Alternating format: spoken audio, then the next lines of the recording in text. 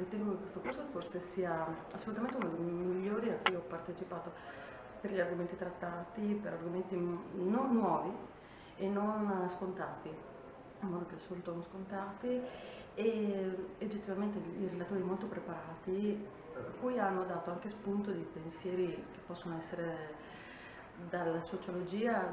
sulla sicurezza dei territori a effettivamente l'infiltrazione delle mafie che ci sono nelle piccole realtà che non potremmo mai pensare, invece ci sono.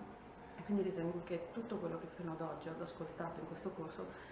sinceramente forse non è applicabile proprio nel mio lavoro, però mi dà possibilità di capire quale sia la realtà che mi circonda, che non è proprio la mia, ma è anche quella che mi viene dalle grandi città o dalle città che sono più importanti alle limitrofe al mio territorio.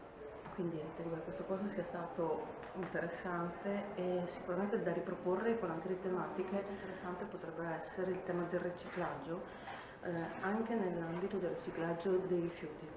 cosa che è molto sotto il sole, se nessuno se ne accorge, ma abbiamo dei grossi flussi di rifiuti che vengono in qualche maniera portati via dai centri di raccolta per poi imbarcati in container per l'Africa